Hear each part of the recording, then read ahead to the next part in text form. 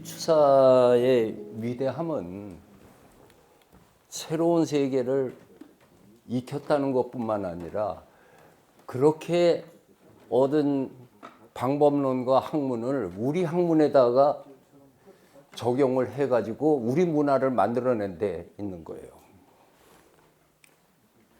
추사가 돌아온 다음에 중국 학자들하고의 교류가 계속되고 더욱 심화됩니다. 그런 중에 가장 오랫동안 밀도 있는 건 옹방강하고의 관계였습니다.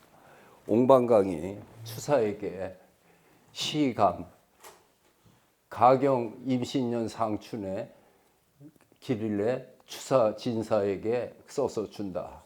그리고 추사가 우리나라에 있는 글씨 탁본을 해서 보내면은 그 보낸 목록도 있어요. 또 중국에서 보내준 게 있어요. 옹방강 스쿨이라고 할 수 있는 섭지선을 비롯한 사람들하고 교류한 거가 한 챕터예요. 그런 중에 옹방강하고 추사하고 주고받은 편지가 3통이 남아 있어요. 그 중에 그 추사가 보낸 거는 그쪽에 있는데 어디 있는지 모르겠고 옹방강이 보낸 답신이 3통이 남아 있는 거예요. 그 중에 하나는 규장각에 있고 하나는 개인이 갖고 있고 한데 이 편지가 오면은 편지지 요만한 편지지들 20장 되는 그 양이 있어요. 이 옹방강 문집 속에 추사에게 보내는 답장이라고 하는 글이 있기 때문에 그 우리가 알 수 있는데 그 답장을 보면은 추사가 뭘 물어봤기 때문에 그런 답을 했는지를 알 수 있는 그런 거죠. 근데 그 내용은 나도 모르고 여러분들도 모르고 번역은 돼도 그게 어떤 깊이에 있는지 아는 거는 이제 경학자들 그렇게 가야 하는 거죠. 그래서 처음에 그 추사 김정이 내 책에 쓰여 있듯이 저에게 그렇게 물어오신 것은 그 이전 사람에게도 그런 의문을 제기한 거가 있는데 누구는 뭐라고 그랬고 누구는 뭐라고 그랬는데 나는 그중에 이러한 설을 지지합니다. 이런 식이에요. 그랬는데 이 편지의 맨 마지막에 그런 개인적인 학문적인 질문 말고 개인적으로 그 아주 개인적인 얘기가 써 있는데 보내오신 편지에서 의뢰를 물어본 거 다 지내서 맨 마지막 편지 구절이에요. 보내주신 두 뿌리 인삼이 아주 좋아서 제 몸은 이약 도움을 많이 깊이 잊고 있습니다. 의사가 이런 인삼은 이제까지 보지 못한 묘품이라고 합니다. 저는 날마다 이 약을 받고 매일 저녁 잠을 이루지 못할 때 이걸 먹으면 잠을 잘 수 있습니다. 연경에 있는 것은 진품이 아닌 것이 많다고 합니다. 그 때문에 의사들은 제가 받은 이 몇 뿌리 인삼을 보고 모두 감탄하여 구하기 쉽지 않은 것이라고 했습니다. 보낼 때마다 수십 뿌리를 보내주어 늙은이가 항상 먼 길을 배양하게 해주면 감사하겠습니다. 중국 사람 이때도 그 인삼 가짜가 또 거기 그렇게 이런 깊은 교류를 했어요. 그리고 특히 그 막내 아들 옹수건이 아주 그 가까웠는데 일찍 세상을 떠나버리고 난 다음에 추사에 대한 그 자식에 대한 정이 추사한테 내리고 그 손자인 그 옹인달이라고 하는 그 친구는 추사를 의부 엑스 아버지라고 그랬어요. 그렇게 가까웠습니다. 그러면서 추사에게 보내준 경구가 실사구시를 기반으로 하는 이 고증학 실사구시를 구현하는 것은 입고 출신, 고전으로 들어가서 세월로 나오라. 입고 출신입니다. 그래서 실사구시의 정신은 핵실제서 사실을 밝히는 것은 책에 있고 국리재심, 이치를 따지는 것은 마음에 있는데 고고증금 옛것을 고찰하여 현재를 증명하니 산의 숭심 산처럼 높고 바다처럼 깊네. 이게 실사구시의 정신이라고 하는 겁니다. 그래가지고 추사가 이제 우리의 고증학을 하는데 서울 장동에 살고 있는데 북한산 순수비 그게 세월이 전해져 가지고서는 무학대사비라고 알고 있었어요. 그리고 또 그 얘기가 북한산 비봉에 가면은 무학대사비가 있는데 거기를 보면은 무학이라는 놈이 잘못해서 여기 왔구나라고 써 있어서 무학대사가 놀래 가지고서는 왕십리 갔다가 뭐 서울 정했다 이런 그 얘기를 해요. 그리고 알리바이로는 세월이 지나서 글자가 안 보인다. 뭐 그랬나 봐요. 추사가 거기를 갑니다. 가서 저것을 탁본을 해가지고서 글자를 읽는데 거기에서 순수라고 하는 두 글자를 보게 돼요. 그래서 김경연하고 그 다음에 가가지고 탁공이라고 그랬어요. 탁본자라는 기술자를 데리고 가서 정학과에 서 73자를 읽어서 이거는 진흥왕 북한산 순수비다라는 것을 밝히게 됩니다. 이 고고학자하고 미술사가 였습니다. 그리고 난 다음에 그 비석의 옆 측면에다가 추사 김정희가 여기에 두 차례 찾아와 가지고 탁본을 하고 그 글자를 밝혔다. 이렇게 새겨놨어요. 뿐만 아니라 경주 무장사의 그 비가 있는데 경주 저 보문단지에서 암곡동으로 그 폐교된 암곡초등학교에서 산으로 그냥 칵해서 갈대밭에서 저기 올라가면은 무장사라고 하는 절터에 이 깨진 저 돌고부기하고 그 용머리가 있고 비석은 없어요. 근데 저 비석이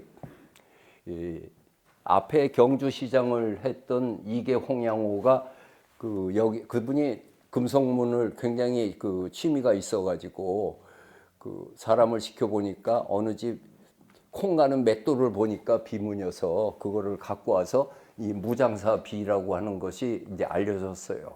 근데 그 글씨가 김육진이 신라 때 썼다고 하는데 그 비문을 보니까 옹방강한테 탁본을 보냈더니 이건 김육진이 쓴 게 아니고 왕이지의 글씨를 집자를 한 걸로 중국 본토에도 왕이지 글씨로 이렇게 좋은 거는 없다. 그렇게 답장이 와서 추사가 여기를 갑니다. 그 시절에 여기가 경주도 아니고 암곡동에서 그것도 산으로 저걸 그 1시간을 가야 되는데 80년대, 90년대까지도 무장사 가는 길은 없었습니다. 지금은 임도가 났는데 그때 가면은 이게 길도 없으니까 맞는지 안 맞는지도 모르고 그냥 그 가면 사람 만나면 반갑잖아요. 근데 저쪽에 콩밭에서 그 김매는 아줌마가 있어가지고 그 가지도 않고 이제 아줌매 하고 불러가지고서는 저 위에 절 있는겨 했더니 액수를 없다고 그래서 아니 있는데 그러니까 절이라서 그런가 봐. 그러면 탑 있는겨 했더니 있대요. 얼마나 갑니까? 그랬더니 내가 잊혀지지 않는 게 이자 뿌리고 가이소. 간다는 사실을 잊어버리고 가래. 추사가 거기 그렇게 간 거예요. 가서 숲을 속에서 이 돌덩이 하나를 찾아요. 이 작은 거를. 너무나 놀랬다는 거죠. 그 깨진 파편은 이게 홍양호가 찾은 건 이거고 이 아래쪽에 있는 쪽을 찾아가지고 그 옆에다가 추사가 자기가 온 과정과 이러한 새로운 금속문 발견을 구천에 있는 옹수곤하고 같이 즐기지 못하는 게 한스럽다. 써 있는 게 지금 경주박물관에 있어요. 네. 내가 지금 얘기한 건 다 진실이에요. 소설 하나도 없어. 물증이 얘기하잖아요. 그리고 진흥왕릉이 어디 있는가 하고 서학동 고분구를 바라보면서 저기에 있는 것 하나가 분명히 진흥왕릉일 텐데 그리고 이제 추사의 대표적인 논문이 진흥왕비 이비고라고 해서 북한산 순수비하고 황초령비 두 개에 관한 논문을 쓴 게 추사의 가장 대표적인 논문입니다. 그리고 34살 때인데 송석원이라고 하는 중인들의 문학 서클 이인문이 그린 유명한 송석원의 이게 안 먹구나. 지금은 저 일제강점기 구한말에 윤덕영의 벽수산장에 있는 저 옆에 송석원이라고 쓴 거가 추사 김정희의 글씨를 받아가지고 새긴 거예요. 34살 때 이미 그 명필로서 대가의 그걸로서 이렇게 그 세상 사람들에게 그 알려지게 되고 그리고 곧 과거 시험에 본과에 이제 합격을 해서 하는 중에 예안이 씨가 그 아들을 못 낳았어요. 그래서 그 소실을 얻었는데 소실이 상우라고 37살 때 그 아들을 낳게 돼요. 아들을 낳으니까 애들이 나오면 제일 먼저 배우는 책이 동몽선습이에요. 그렇잖아요. 이 부자유친 군신유의 부부유별 장유유서 붕우유신 이거를 배우는 이 교과서를 추사가 정확하게 아들을 위해서 책을 만들고 바운딩을 한 다음에 우리 아들 공부하는 데 쓰라고 해서 이렇게 아버지가 만들었다. 자기는 마음대로 쓰면서 아들 교과서는 아주 똑똑하게 써놨어요. 그래서 추사의 해서체를 판단하는 제일 좋은 근거가 이 글씨입니다. 근데 이 글씨 보면은 글씨가 굉장히 강인하게 들어가 가지고 누구 표현에 오면은 강철을 가위로 오려서 딱 갖다 붙여놓은 것 같이 힘이 쫙쫙 달라붙는 거죠. 그래서 그 붓을 쓸 적에 송곳으로 강철을 누르는 그 힘으로 글씨를 쓴다는 거예요.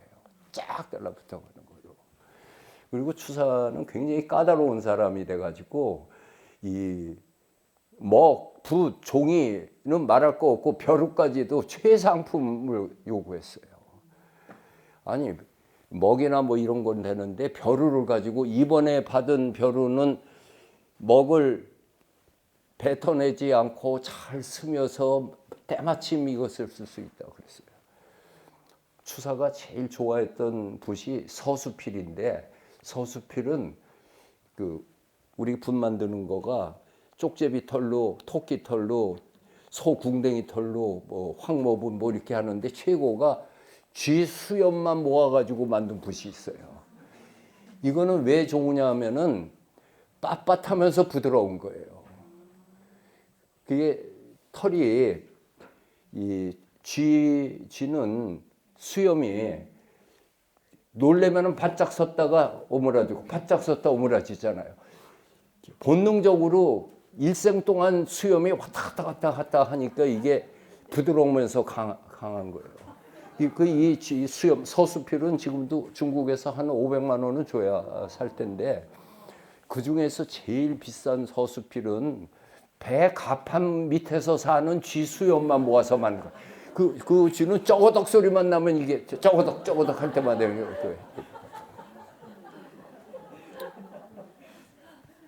사실이에요. 나보고 구라세다고 그러면은 안 돼. 그건 그렇지가 않아. 그랬는데 중국 사람하고의 교류는 섭지선하고 하는 거에서도 유의해야 하는 거 중에 오숙량이라고 하는 분하고는 추사는 못 만났는데 추사 아버지 그다음에 추사 동생 김명희하고는 만나서 가족 간의 그 글씨들을 계속 오간 중에 이 추사 아버지가 이조 판서가 되니까 축하의 글을 써오는 게 미산부자 승가학이고 속수 순명이 즉 사제라고 해서 소동파 집안 부자처럼 가학이 뛰어나고 삼화광 집안처럼 그 벼슬도 있다고 축하를 해가지고 유당 선생이 그 이제 이렇게 된 것에 대해서 축하해서 이 오숙냥이가 써서 한다고 그렇게 선물이 와요.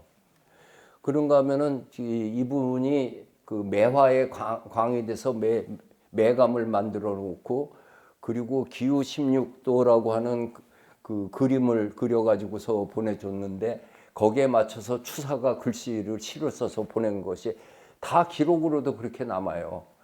그리고 더군다나 오숙냥의 부인이 장금추하고 또 얘기해도 되겠지. 오숙냥의 애첩이 하나 있었는데 그 둘 다 매화를 좋아해가지고 그 매화 시를 쓴 거에 담내한 거가 그거가 또 한 챕터예요. 이게 거짓말 아니고 동시대 최고 가는 선비들하고 그 교류를 했고 이거는 이 오숙냥 청대 학자 그 학자들을 이야기하는 오숙냥 편에 이 얘기가 나오는 거예요. 우리 쪽에 나온 거가 아니고. 그런가 하면은 이 해약서 제2집이라고 하는 책을 내면서 이 책을 내면서 추사 김정희에게 표지 글씨를 써달라고 부탁이 와요. 그래서 추사가 이 문집이 완성되고 그 행운스럽게도 나에게 지혜를 부탁해가지고 하는 영광을 얻었다. 추사 계림 김추사제 해서 해약서 제2집 하는 거를 써서 보내줘요. 그런가 하면 세월이 좀 지나서 어느 날 족자가 하나 선물이 왔는데 이 문복도라고 써 있어요. 그것이 누가 이렇게 인사를 하는 거 엎드려 인사드립니다. 여기에 써 있는 거가 완당 선생을 나는 본 적이 없지만은 벗들로부터 얘기 들어서 그 학문과 인격을 존중을 해서 내 들은 바에 의해서 선생님의 초상화를 그려서 인사 올리니 선생께서는 이 그림을 받으면 수염을 쓰다듬고 한번 껄껄 웃어 주십시오. 한풍 몇 년 강남의 정조경 올림. 이 한중문화 교류에서 이런 그거를 받은 거는 추사 김정희뿐이 없어요. 그래서 지금 보면은 추사처럼 생겼죠. 드는 대로. 그리고 이분이 이렇게 하면서 닦어 하면서 이렇게 지금 인사하는 거예요. 그래서 추사가 주변 사람들에게 굉장히 시기를 많이 받았던 거가 혼자 국제적으로 그렇게 놀았던 거거든요. 그리고 또 이분이 또 뛰어난 분들의 특색의 하나가 편애가 심하고 또 사갈시하기를 잘하고 그래 놓으니까 풍파가 스무스하게 못 가고 이제 모진 걸로 부닥치는데 40살 때 추사가 충청우도 암행어사가 돼가지고 순시하다가 비인에 있는 그 비인 읍성이 있는데 비인에 있는 김우명 현감이 비리를 보고 봉고 삭탈 관직을 시켜버려요. 이 사람이 끝내 돌아다니면서 추사 아버지하고 추사를 해코지를 해갖고 결국은 귀양살이 가는 것을 그 원수를 하나를 사게 됩니다. 다산도 또 똑같은 사람 하나 저승사자가 하나 나오죠. 그래도 추사는 영세불망비가 지금 어사 김공정이 영세불망비가 비인에 있습니다. 그랬는데 아버지가 귀양사례를 갔어요. 고금도로 갔어. 여기 고금도에 가면은 김노경 귀양지라고 이렇게 지금 표시가 돼 있는데 사진이 없는데 여기로 귀양사례 가니까 추사가 그 당시에 과거 시험에서 성균관 대사성 서울대 총장을 하고 있던 거를 박차고 그리고 아버지 귀양사례하는 거 보필하러 가요. 갔다가 1년 후에 동생하고 교대하고 그때 임금이 행차를 할 때 격쟁이라고 꽹과리를 치면서 우리 아버지 풀어달라고 호소를 합니다. 한상권 교수가 격쟁을 연구하는 중에 격쟁이라고 하는 거는 아래 것들이 서민이 하는 거지 대사성을 지낸 사람이 하는 일은 없었대요. 어마어마한 효자였어요. 그것도 2번이나 하게 됩니다. 그랬다가 이제 아버지 또 풀려나고 난 다음에 그 친구들하고 놀곤 하는데 다 건너뛰어서 추사가 글씨를 쓰는데 이런 얘기를 썼어요. 계속해서 쓰는데 엄연 천축 고선생 상견 동파 국어사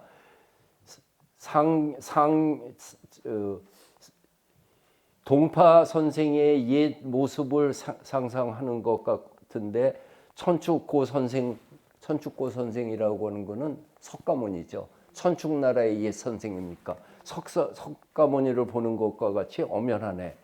이것은 일찍이 옹방강의 서재에서 옹방강이 동파 입국도라고 하는 그림 양옆에다가 이렇게 놓은 축이었는데 이 글씨를 보고서 기억 속에 그걸 따라 가지고 이 글씨를 쓰다 보니 등에서 땀이 찔찔 흘린다 하면서 그 옹방강에게 배웠던 글씨체를 이렇게 썼던 걸 얘기를 합니다.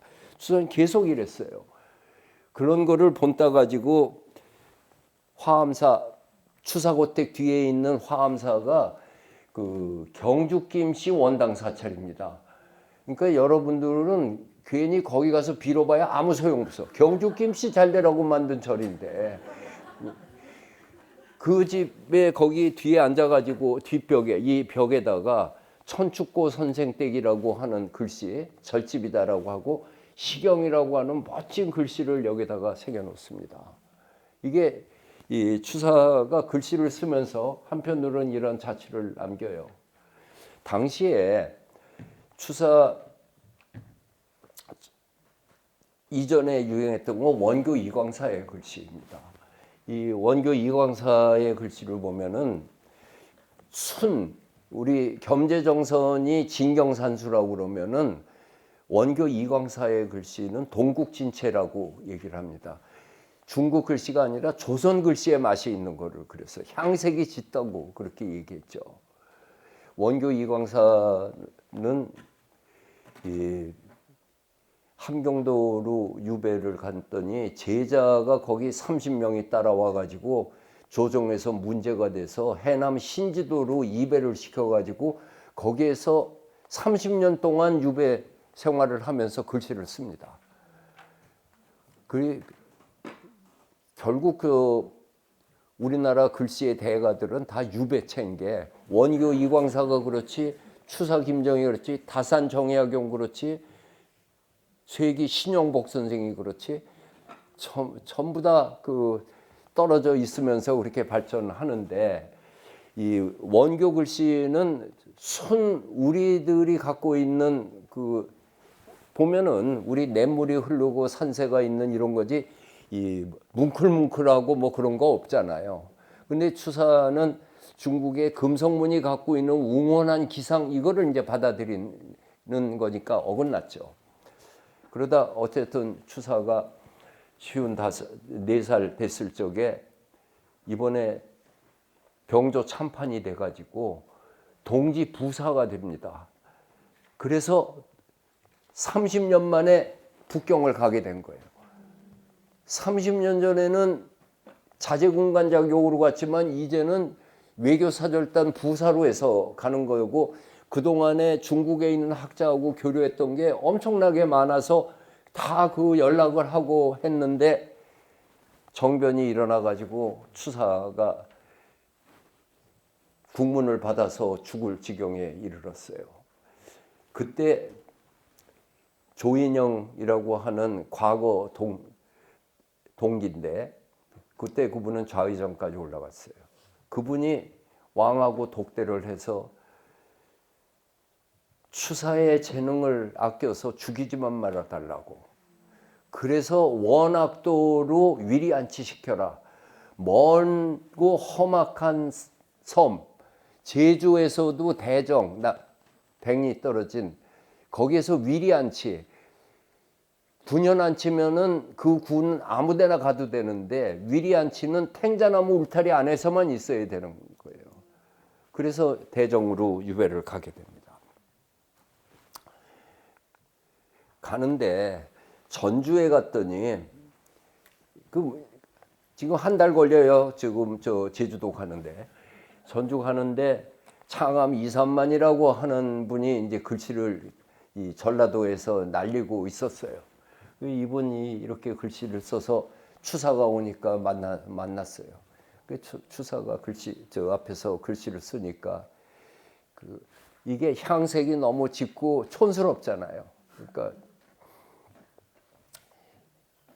영감은 글씨로 밥은 먹겠시다. 뭐 그리고 갔대. 그래가지고서는 전주 깡패들이 저거 좁혀야 된다고 뭐 그랬대는데 창암이 그러지 말라고.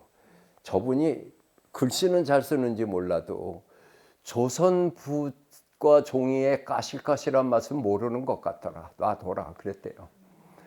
그리고서는 이제 해남 대흥사에 갔더니 초의선사가 있는 거예요. 초의선사는 35살 때 수락산에서 처음 만났다가 그 다음에 동갑이에요. 추사하고. 그래도 특히 초의한테 차를 배워가지고 그렇게 차 광이 됐어요.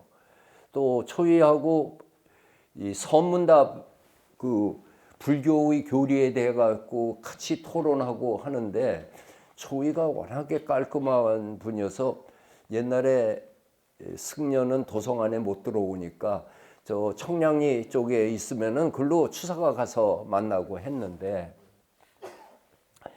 초의하게 이상한 게 추사가 글씨 모은 거에 가장 많은 게 초의에게 보낸 편지가 제일 많아요.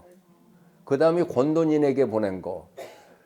근데 초의가 추사에게 보낸 거는 아직까지 하나도 발견된 게 없어. 근데 추사가 보낸 편지에 이런 일이 있어요.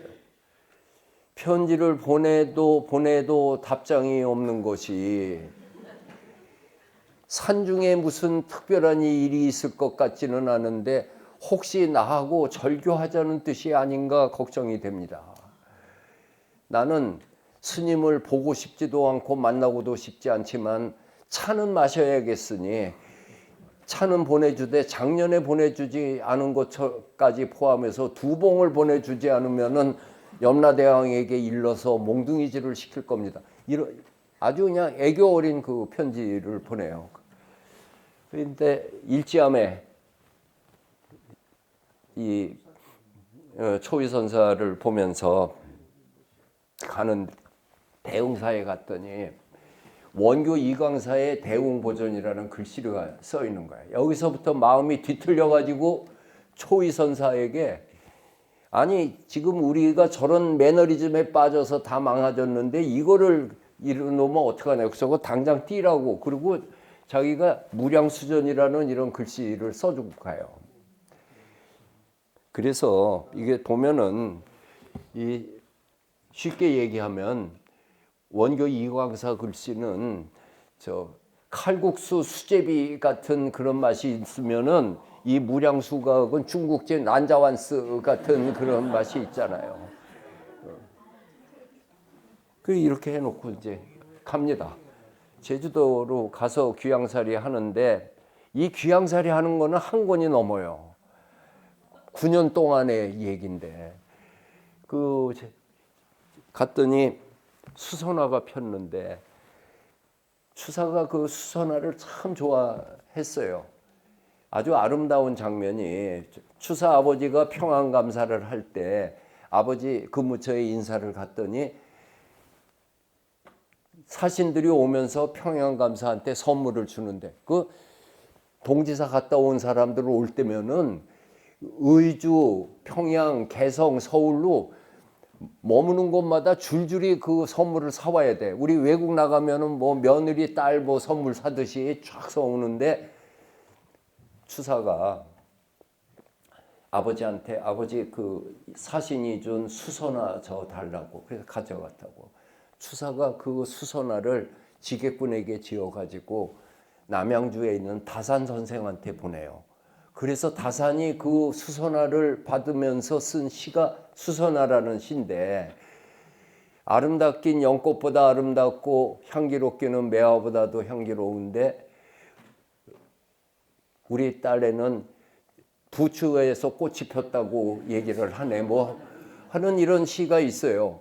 그게 쓰기를 평양에서 김정희가 수선화를 보내줬는데 그 화분이 고려곡이었다. 고려작이었다는 거예요. 그래서 내 남양주 답사 가면은 그 장독대 있는데 자꾸 보는 게 어디 고려작이 파편 없는가 봐요. 그 화분에. 그런 그 수선화가 그랬는데 여기 오니까 논밭에서 지천으로 털려 있어서 농사꾼들이 왼수 보듯이 하니까 하나의 사물이 어디에 있느냐에 따라서 이렇게 대접받는 게 다르단 말입니까? 뭐 그런 그 서정을 얘기를 해요.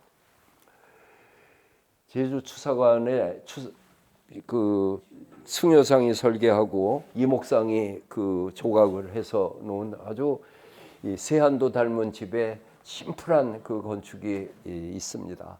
대정 추사 추사 유배지에. 추사가 귀양사료도관에 소치가 처음에 와서 옥바라지를 했어요.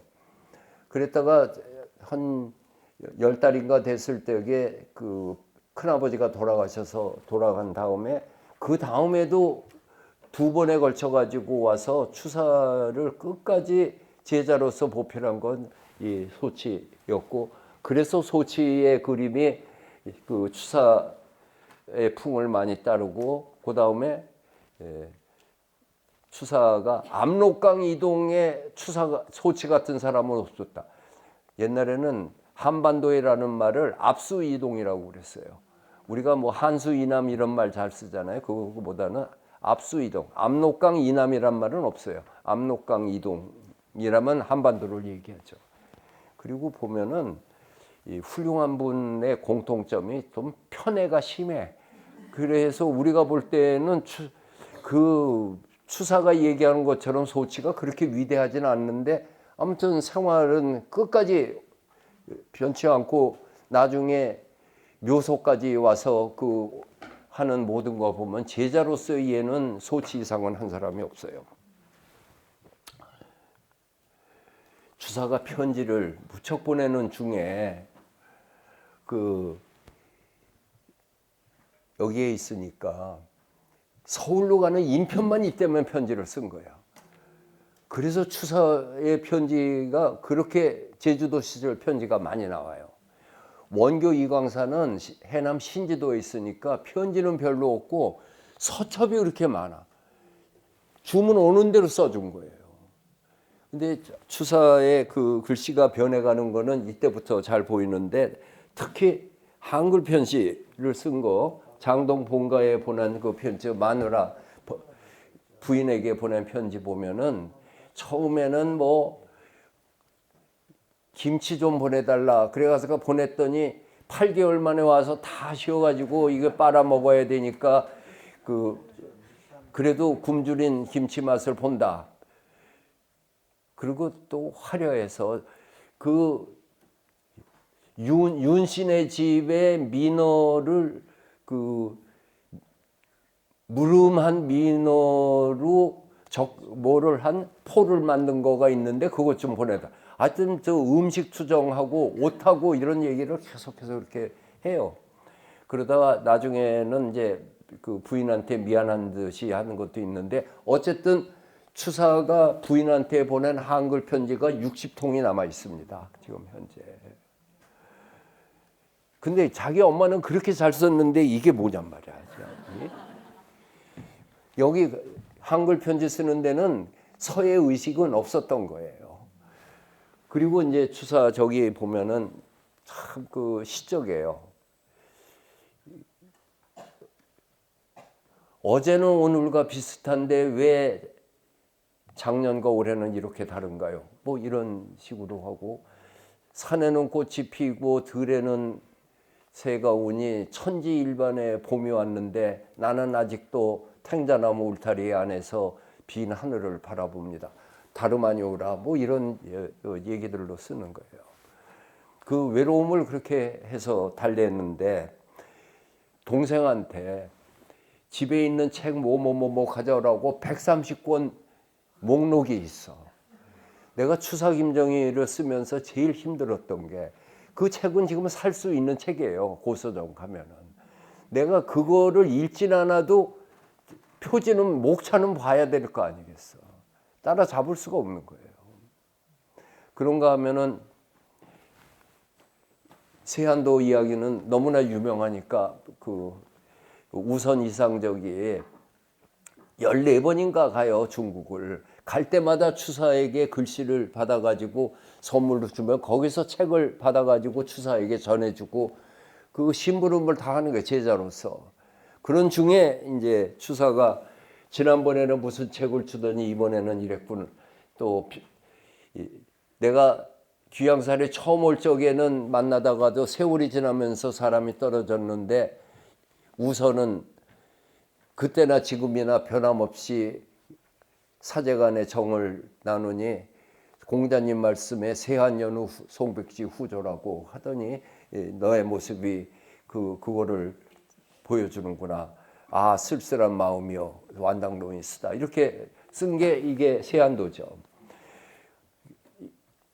그리고 이제 우선이 저거를 갔는데 마침 장시집에서 파티 있는데 청나라 학자 16명이 있는 데서 보여주니까 촥 해서 전부 다 하나씩 그 시를 썼죠.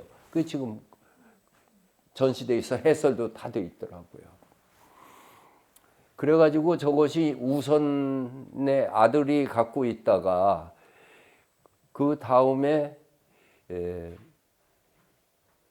김학준인가? 김준현에게 갔다가 그 사람께 경성민 씨 집안에 민영휘 집안에 갔다가 경성민 씨 소장품 옥션에서 후지츠카 치카시가 이것을 사서 갖고 있었어요. 그랬는데 당시에는 완당 팬클럽이 추사 팬클럽이 있어가지고 후지츠카 소전 손재영 창랑 장택상 무호 이한복 또 다산 박영철 이런 사람들이 수시로 만나서 같이 얘기하고 콜렉션을 나눠보고 그랬었어요. 추사의 광팬들이 있어요. 그랬는데 1945년에 우리 해방되잖아요. 40년 넘어가니까 일본 사람들이 속속 귀국해버린 거예요. 일본 본토로. 그런데 소전 손재영이 가만 보니까 후지츠카 교수가 가면은 세한도도 가져갈 거니까 세한도 말고도 무척 많아요. 이분 콜렉션이. 그래서 자주 가봤더니 안 갔거든. 그랬다가 44년 12월에 갔더니 언제 갔는데 이사를 간 거예요. 45년 1월에 소전 손재영이 동경으로 후지츠카를 찾아갑니다. 동경에 이제 저 비행기 공습이 시작되는 때인데 그냥 깜짝 놀래가지고서는 왜 어떻게 왔냐고 그랬더니 내가 선생님의 세한도를 사러 왔습니다. 이건 우리 국보니까 나한테 파십시오. 그랬더니 후지츠카가 나도 평생 내 모든 공부를 여기다 쏟았으니까 내가 있는 동안 있고 내가 죽은 다음에 당신에게 넘겨줄다. 빨리 가라고 전쟁이 되고 그랬더니 고맙습니다만은 나는 이거를 갖지 않으면 못 가겠습니다. 그리고 그 다음날 또 가는 거예요. 갔더니 아키나와 아들을 불러서 너 이거는 나 죽은 다음에 소전 선생 드려라. 네 거 아니다. 그리고선 가라고 했더니 소전이 감사합니다만 나는 이거를 갖지 않으면 못 가겠습니다. 그 다음날 불러서 당신이 나보다 추사를 더 사모하는 것 같다고 가져가시라고. 그랬더니 그럼 얼마를 드리면 됩니까? 내가 마음으로 존경했던 분의 작품을 돈으로 환산하고 싶지 않다. 잘 보존하라. 그래가지고 가지고 온 거예요. 그래서 가져와가지고 자랑을 할 수가 없지만 꼭 봐야 될 분이 위창 오세창 선생이니까 오세창 선생한테 보여줬더니 오세창 선생이 장하도다 소전군이 적지에 가서 국보를 살려왔다. 그거가 그 다음 페이지에 그렇게 써 있는 겁니다. 그렇게 해서 됐고 추사가 또 제자 키우는 데는 뭐가 있어가지고 제주도에 앉아가지고 향교에 있는 학생들을 또 가리키면서 의문당이라고 하는 현판도 하나 써주고 또 취직도 시켜서 육지로 보내주기도 했어요. 추사의 제자 사랑은 여기 예린 가블록에 더 잘 나오는데 제주도에서도 가리킨 제자 이름이 내가 조사한 것만 해도 20명이 넘어요. 그런가 하면은 이 지도는 지금 국립제주박물관에 있는데 여기에 지금 까만 주근깨처럼 써 있는 거가 영국에서 사마랑호 해군들이 만든 해심 측정도입니다. 배가 갈 수 있는 백기를 이렇게 쭉 써가지고서 대마도에서부터 여기 남해안에 이걸 다 했어요. 1845년에 사마랑호의 벨처 함장이 처음 제주도에 왔는데 제주 우도에 이양선이 떴다 이거 이상하게 생긴 배가. 그래가지고 조정에서 친구인 권돈인이 추사에게 제주도에 무슨 일이 일어났냐 그랬더니 이양선이 떴는데 지금 서양에 있는 배들이 청나라에 오는데 우리는 아무것도 모르고 서양에서 오면은 불랑불랑 해가지고 프랑스만 있는 줄 아는데 서양에는 포도와도 있고 포르투갈도 있고 덕국도 있고 요즘에는 미리견이 뜬다고 하는데 아메리카가 우리의 관리들은 이거는 모르고 서양 사람들이 뭐가 뜨기만 하면은 그때 이제 아편 전쟁 일어나고 있었던 상황을 얘기를 하면서 하는 것이 오히려 관리들이 서양 사정을 모르는 것이 걱정이 됩니다. 이게 위묵심이 쓴 해국도지에 다 나오고 요즘에 공슬이라는 강남의 학자가 이 연구를 했다는데 내가 아직 거기까지 책은 못 봤습니다. 이게 제주도에 앉아서 쓰는 글이에요. 강남에 있는 학자가 이제 썼다는 것까지 정보를 갖고 있어요. 그러나 그들이 황겹결에 버리고 간 지도를 보고 나 정의는 놀라지 않을 수가 없습니다. 그들이 얼마나 자세히 왔으면 이렇게 정확하게 그린단 말입니까? 그렇게 해서 이거는 1899년에 영국에서 만들어낸 다도해라고 하는 아키펠라고라고 하는 다도해죠. 다도해의 해심 측정도예요. 제국주의자들이 총칼 가지고 다 뺏어 먹은 게 아니고 뺏어 먹기 위해서는 이런 투자를 했어요. 끔찍한 거예요. 내가 이 지도를 보고 놀래가지고 그 당시에 산 다음에 지금 국립제주박물관에 기증해서 많은 사람들이 이것을 보고 좀 우리가 배우고 놀라라 하는 걸로 했어요. 그래도 추사는 그때 상황을 그렇게 알고 있더라고요. 그랬는데 헌종이 그동안엔 순원왕후가 대리청정하다가 헌종이 이제 하는데 이 낙선제에 있으면서 소치 허련에게 추사 김정희의 글씨를 받아오라고 지시를 합니다. 그래서 추사가 제주도에서 왕이 부탁을 해서 그 목연리각하고 홍도하고 세 점의 작품을 써가지고서 보내줬어요. 그러니까 헌종대왕까지도 추사 글씨를 원할 정도로 사람들이 글씨를 원하는 거야. 그랬는데 그걸 갖고 소치가 허련이 이 낙선제에 들어갔더니 낙선제 안에 있는 현판은 추사 주변에 있는 사람들과 추사의 현판으로 가득 찼습니다. 그러는데 이 낙선제에 쓴 거는 섭지선은 추사하고 동갑의 친구예요. 옹방강 제자로. 보소제는 소동파를 보배롭게 생각하는 집이라는 게 이게 헌종이 쓴 글씨입니다. 근데 그 집에 들어가는데 유제라고 하는 현판이 눈에 띄었다고 그래요. 이건 남병길의 혼데 머무르는 집이라는 뜻인데 참 멋있죠. 구성도. 유제라고 탁 해놓고 쓰기를 유부진지교 이환조화 재주를 다하지 않고 남김을 두어서 자연스러움으로 돌아가게 하고 유부진지 녹 이환조정 녹봉을 다하지 않고 남김을 두어서 조정으로 돌아가게 하고 유부진지제 이환백성 재물을 다하지 않고 남김을 두어서 백성에게 돌아가게 하고 유부진지복 이환자손 내 복을 다하지 않고 남김을 두어서 자손에게 돌아가게 하라. 이 구성에서부터 내용 이런 거가 이제까지 우리가 보았던 소준하고는 전혀 다른 세계로 이렇게 가고 있어요.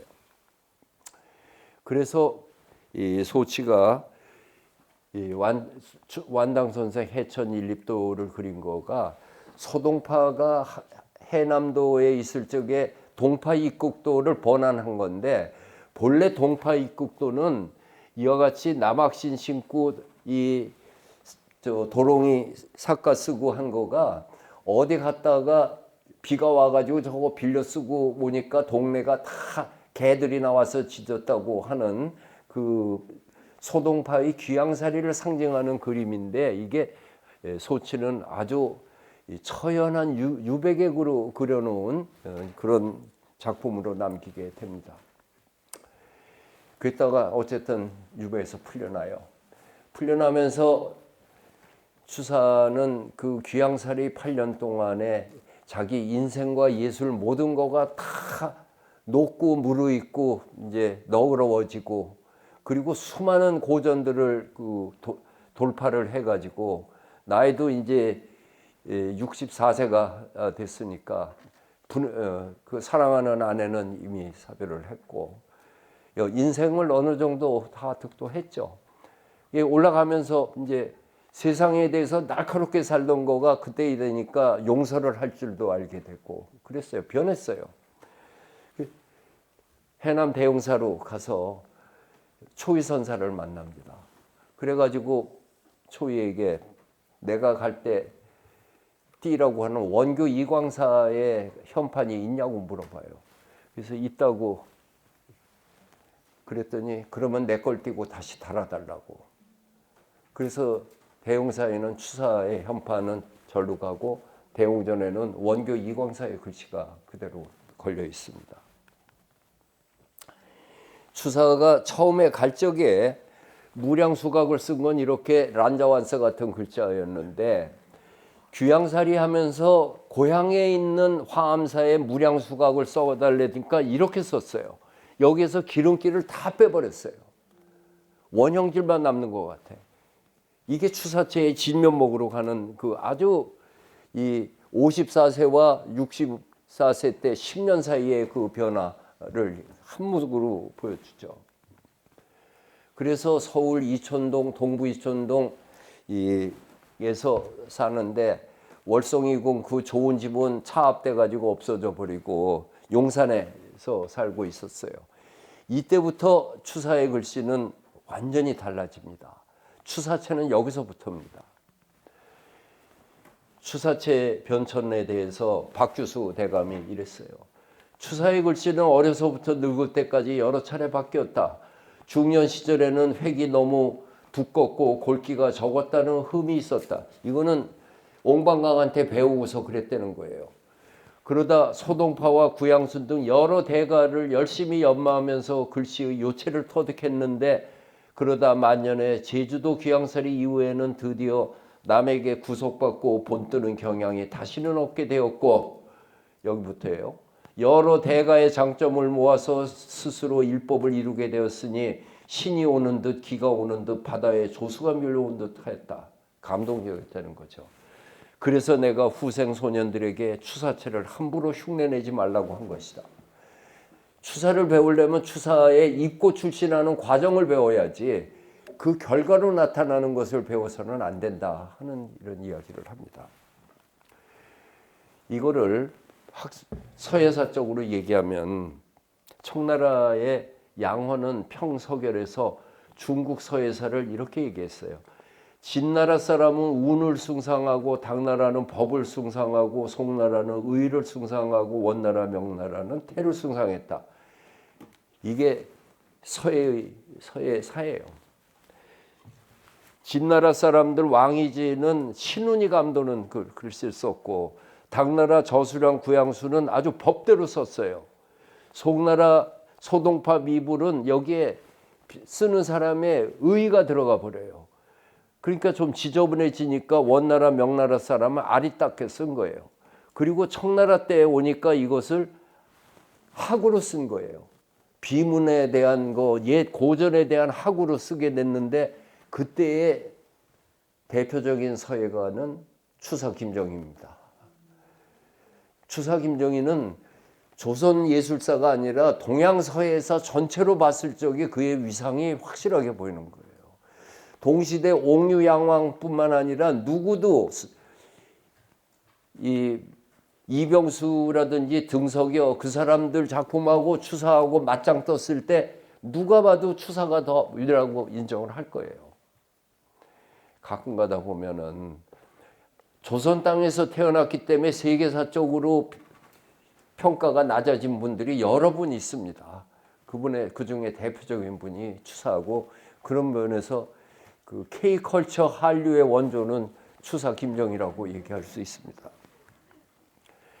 추사가 입고 출신하는 게 초이가 차를 보내줘 갖고 근데 그게 그렇게 명차여서 그거에 보답하는 뜻으로 백석신군비 채를 따가지고 명선, 명이 이게 차라는 뜻이에요. 다선이라고 쓴 거죠. 병거사가 예서로 썼다. 백석신군비는 이렇게 생겼어요. 이거를 익혀가지고 입고 출신하니까 이렇게 내는 거예요. 추사가 나는 어깨에 309비를 비지를 다 갖고 있었다. 그게 무슨 말이냐면은 그때까지 유명한 비가 309개인데 그걸 다 눈으로 웬 게 아니라 팔뚝으로 다 맸단 얘기예요. 과규도비채로 쓰려면 과규도비채로 어깨로 쓸 수가 있는 거예요. 그렇게 고전을 익힌 사람이 누가 있었겠어요. 그리고 나는 평생에 일천자루의 붓이 몽당붓이 됐고 벼루 10개가 빵꾸 났다고 그랬잖아요. 이 장인적 수련과 연찬을 해왔던 것을 아주 명확하게 얘기해 주는데 이때부터 글씨체가 아름다워서 다산의 제자가 현판 써달랬더니 보정삼박 너는 정약용을 보배로 생각하는 집이다 해서 삼방이라고 썼는데 걔네 집 산이 조그맣대. 그러니까 또 요만하겠어요. 추사가 쓰면은 멋있고 우리가 쓰면은 언발 안 쓰고 그런 거야. 근데 부안에 있는 자묘함이라고 승년이 썼다고 하는 이 글씨는 추사의 글씨 중에서 가장 아리따웠고 에로틱한 글씨체입니다. 더 정확히 얘기하면 섹시한 글씨체예요. 그 맛을 알면은 글씨를 지금 고개 끄덕이는 분이 5명 있는데 그분들은 알고 있는 거야. 저렇게 예뻐요 글씨체가. 식용루라고 화엄사에 붙인 게 있는가 하면 사서루처럼 하서받은 책을 갖고 있는 그 유득공 집입니다. 그 집에 있는 현판 글씨는 이렇게 웅장하면서도 힘있고 조형적일 수가 없죠. 여기에 추사가 예린가불록에 18명씩을 그 3차례에 걸쳐서 훈련을 한 게 전시되어 있거든요. 거기에 나오는 고람전기 우봉은 제자가 아니고 후배인지 그 북산 김수철 이것은 내가 다 설명할 수 없고 모처럼 이 8인 수묵 산수도가 8폭의 병풍이 있어서 추사가 얼마나 제자를 아꼈고 그리고 그 평을 친절하게 교육자적인 친절성이 있었나 하는 거 보고 이제 진경산수나 풍속화가 매너리즘에 빠졌을 적에 이런 금석기 있는 글씨와 문기 있는 그림으로 신풍을 일으킨 거가 이 근대의 모더니즘으로 가는 길을 열어놓은 거였습니다. 난초 마지막 제자가 석파 이항입니다. 이분이 그 용산에 와가지고서 추사에게 난초를 배웠는데 금방 북청으로 또 귀향사를 가 3년 만에. 그랬다가 북청에 갔어요. 갔더니 가서도 또 이 함경 관찰사가 치인 게 윤정현이 거기 관찰사로 오니까 당신 그 옛날에 권돈인이가 찾아냈던 황초령비 조각 말고 더 있는가 찾아보라고. 그래가지고 이거 하나를 찾아내게 합니다. 그리고 여기 비각을 만들어 놓는데 이와 같이 그 비각에 진흥북수고경이라고 추사가 써서 줍니다. 그 지금도 여기에 있어요. 그리고 옆에 윤정현이가 이 비는 신라비로 있는데 추사해서 여기에 그 추사가 더 이상 황초령에 두지 말고 거기는 진흥비가 있었다라고 하는 표만 하고 함흥 본궁으로 가져오라고 그래서 지금 함흥 역사박물관에 있는 겁니다. 그래놓고 윤정현이한테 작품을 하나 써줘요. 침계라고. 그분의 호가 침계예요. 근데 이 침이라는 게 차라는 뜻이거든요. 그러니까 차가 많이 나오는 계곡인데 여기 써 있는 거가 이는 침계가 나에게 이거를 써달라고 했을 때 나는 이 글씨를 이 전환시대의 예서체를 가지고서 찾으려고 글씨를 찾아보니까 계자는 바로 찾았는데 침자가 용례가 없어가지고 그것을 여태까지 쓰지 못하다가 이제 부탁한 지 30년 만에 해주니 버시 30년 만에 보냈는데 버시어 하더라고. 아니 부탁해놓고 30년 동안 있다가 그걸 쓰는 거예요. 그 글씨는 어쨌든 전환시대 예서체로 쓰고 싶었다는 거죠. 보물로 지정돼 있어요. 간송 소장품이고 이번에 전시에 안 나왔던데 요 다음에 나오겠죠. 그리고선 이제 과지초당에 와가지고 1년 만에 풀려서 과천으로 왔어요. 이제 조금만 기다려. 이제 돌아가실 때 다 됐으니까. 이 과지초당이라고 하는 곳을 저 옛날 경마장이 있는 데인데, 근데 과지 오이가 있는 그 초당, 오이밭에 있는 초당이라는 뜻인데 내가 옛날에 거기를 가보니까 야, 오이는 없고 참외가 있어서 혹시 참외가 있는 거가 아닐까 하는 그런 생각도 하겠는데 어찌됐든 여기에 과지초당을 복원을 하고 그리고 여기에 추사기념관을 지은 겁니다. 여기에서 이제 말년을 보내는 거예요. 이때부터 웅원한 글씨들이 나오기 시작합니다. 산숭해심 유천희의 계산무진 지금 들어가면서 딱 첫 번에 보이죠.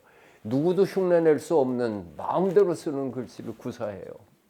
난초도 세상에 이렇게 아름답게 구성을 갖는 게 어디 있어요. 그거를 이 갈대처럼 이렇게 그려놓고 또 여기에서 참 유마거사에 불이 섰난 이래. 그런데 흥선대원군이 북청에서 내려오니까 그동안에 자기가 그렸던 난맹첩을 갖고 와서 선생한테 평을 해달라고 그래요. 그랬더니 추사가 압수이동에 이런 난초 그림은 없습니다. 후딱하면 압수이동이니까. 그래놓고 마지막에 뭐라고 그랬어요? 맨 마지막에 아무리 9,999분까지 이르렀다 해도 나머지 일부는 원만하게 성취하기 어렵습니다. 이 마지막 일부는 웬만한 인력으로 가능한 것이 아닙니다. 그렇다고 해서 인력 밖에서 나온 것도 아니겠죠. 우리 2% 부족하다고 뭐라고 하는데 이분은 0.01% 부족한데 그거를 태우는 건 이제까지 했던 정도의 노력으로 안 된다. 그렇지만 노력하면 되는 거 아니냐. 더하라 이런 얘기지. 근데 이걸 이런 식으로 훈도를 해왔어요. 추사체의 특질은 괴입니다. 괴상한 거예요. 괴상이죠. 근자이들은 이 졸소가 세상 눈에 크게 괴하다고 보인다고 하는데 이 글씨를 혹시 괴하다고 헐뜯지나 않을지 모르겠습니다. 이는 영감이 결정할 일이다. 웃고 또 웃으며 이마 갖추지 못합니다. 해명에서 조롱을 면할 수도 없거니와 괴하지 않으면 글씨가 안 되는 걸 날더러 어떡하란 말입니까? 세상이 안 알아 천재성을 안 알아줄 때 그 천재가 갖고 있는 호소는 이런 거였습니다. 고창 선운사에 화엄종주 백파 대율사 대기대용집이라고 하는 게 있어요.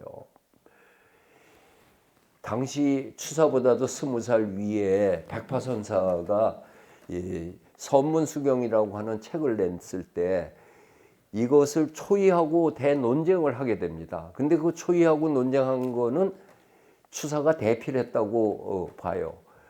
그래서 백파망증 15조라고 해서 백파가 망령되기 증명한 15가지에 대한 그 증거 해서 15가지 조목으로 백파를 비판을 해요. 그래서 그거를 또 답증을 해가지고 또 한 번 했대. 그때 그 백파가 하도 가짜니까 저 사람이 반딧불로 가지고서 수미산을 태우려고 한다고 뭐 이렇게 하고 그만뒀대는데, 많은 학자들이 이 백파망증 15조는 추사하고 백파하고 누가 옳았는가를 현대 학자들이 논문으로 쓴 게 여러 편이 있어요. 그 중에 저 고형곤 박사라고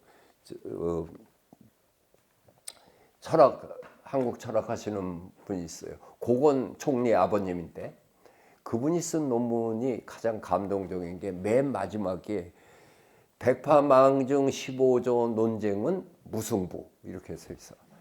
야, 그분도 또 고수더라고. 근데 여기에 이렇게 써 있는 게 나중에 가가지고 추사가 이렇게 썼어요. 아동 근무율사 일종 유백파 이 당지. 우리나라에는 근래에 율사로서 일종을 일으킨 사람은 오직 백파만이 있다. 그 백파의 비를 쓰면서 대기대용 큰 기틀과 큰 쓰임, 이것이 백파가 그동안 추구해온 것인데, 사람들은 이 대기대용 6자를 6자를 쓰지 않고서는 백파의 비가 될 수 없다. 한때 나는 백파하고 백파의 그 대기대용 집이가 망령되다고 하는 사람이 있지만은 그거는 이 매미가 느티나무를 흔들려고 하는 거나 똑같다. 옛날에 내가 백파와 함께 한동안 논쟁을 했는데 거기에서는 우리가 무슨 이 감정 싸움으로 해서 난 것이 아니고 우리 진리를 찾으려고 하는 것은 우리 둘은 알고 있다 하면서 이 비를 써주는데, 본래 비의 앞면은 전서로 쓰고 뒷면은 해서로 써야 되는데 이 비는 앞면은 해서로 쓰고 뒷면은 행서로 썼는데 참 아름다운 글씨를 남겼어요. 그리고 말년 가면은 춘풍대야 능용물 추수문장 불염진, 봄바람에 그 온화함은 모든 사물을 녹이는 것 같고 가을물 같은 문장은 티끝 하나 없네. 이거는 그 해서체를 기반으로 해서 탁탁 끊어줬죠. 그런가 하면은 이 행서를 초서 가깝게 하면서 무쌍채필 산호가의 제일명화 비치병, 이 더 이상 짝할 수 없는 채색 필을 붓자루를 산호 서가 필가에다가 꽂아놓고 제일 가는 명화는 비치병 고려청자병에다가 꽂아놨다. 그 71세에 그래요. 그리고 서세요 고송일지 화법여 장각만리, 화법에는 장각만리가 다 들어가 있고 글씨의 회계는 필세에는 외로운 소나무의 한 가지와 같네. 참 멋진 구절이죠. 그리고 대평도보 과강체 고해 부처하녀선으로 오고 세상을 마지막 그 글씨가 됩니다. 이때 오면은 기름기나 뭐 다 떨어져 버리죠. 그리고 말년에 봉은사에서 수계도 하면서 여기서 지내다가 그 봉은사 답사기를 써준 상유원이라는 사람이 있어서 그때 봉은사의 모습을 보는데, 그때 봉은사에서 아미타경 목판이 완성이 됐어요. 그래서 경판고를 만드는데 그 경판고를 만들면서 판전이라고 71과 병종작이라고 썼어요. 판전, 71살 먹은 과천 노인이 병중에 쓰다. 그리고 이 뒷면에 보면은 추사가 이거를 쓰고 과천으로 돌아가 3일 후에 세상을 떠났다라고 합니다. 근데 이 판전 글씨를 보면은 추사 7살 때 아버지한테 보낸 편지 글씨하고 거의 비슷해요. 그 7살 때 쓴 그 글씨체는 그거는 어린아이의 글씨가 갖고 있는 천진스러움인데 여기에서 보이는 천진스러움은 예술적 단련을 통과한 천진스러움이기 때문에 그 깊이가 다를 뿐인 거죠. 근데 본질은 거의 같은 것 같아요. 그래서 추사가 죽으니까 조선왕조실록에 졸기가 실려요. 왕조실록에 이날 누가 죽었다라고 쓴 거는 역사적인 인물로 평가했다는 겁니다. 거기에 되게 짧아요. 거기에 실린 왕조실록이니까 거기 이렇게 썼어요. 철종 7년 10월 10일 갑오일에 전참판 김정희가 죽었다. 김정희는 이조판서 김노경의 아들로 총명하고 기억력이 투철하여 여러 가지 책을 널리 읽었으며 금속문과 그림과 역사에 깊이 통달했고 글씨에서 참다운 경제를 신기하게 깨달았다. 근데 그 다음 문장은 내가 아직도 뜻을 모르는데 여러분은 아나 봐요. 때로는 하지 않아도 될 일을 잘했으나 사람들은 그것을 비판할 수가 없었으며, 이게 뭘 비판하려고 이런 말을 썼는지 아무튼 때로는 하지 않아도 될 일을 잘했으나 사람들은 그것을 비판할 수가 없었으며 그의 작은 아우 명예와 더불어 우연히 당세의 대가가 되었다. 젊어서부터 영특한 이름을 날렸으나 중도의 가화, 당쟁에 휩쓸려서 남쪽으로 귀양가고 북쪽으로 유배가며 온갖 풍상을 다 겪으며 혹은 세상에 쓰임을 당해 출세를 하기도 하고 혹은 세상에 버림을 받아 귀양살이도 하면서 나아가기도 하고 또는 물러나기도 했으니 세상에서는 그를 송나라의 소동파와 비슷하다고 하다가, 이게 역사적으로 얘기해주는 추사 김정희의 공식적인 평입니다. 그리고 돌아가신 지 8개월 됐을 적에 사면이 됩니다. 그러자 친구 권돈인이 이 영시 와서 추사 영시를 세놓고 제자 이한철을 시켜서 대례복을 입은 정식으로 초상화를 봉안을 했어요. 이게 지금 국중박에 있는 거 이번 전시회에 출품되어 있습니다. 그리고 추사 묘소 앞에는 이 아름다운 다복설이 이렇게 있어서 사람들이 아름답다고 그러는데 20년 전에는 이렇게 생긴 다복설이었어요. 어느 해 설해목에 9가지가 부러져 가지고 3가지만 남은 거예요. 그래서 나 자신이 반성하는 의미로 내가 추사의 일대기에 대해서 책도 내고 강의를 하는 거를 잘했다고 하는 평을 받는 거는 이걸 보고 얘기하는 건데, 실제로 누가 이걸 보완해서 이런 추사 김정희에 관한 책을 다시 써줬으면 좋겠어요. 실제로 그 다복설은 이런 거였습니다. 네, 이상 마치겠습니다.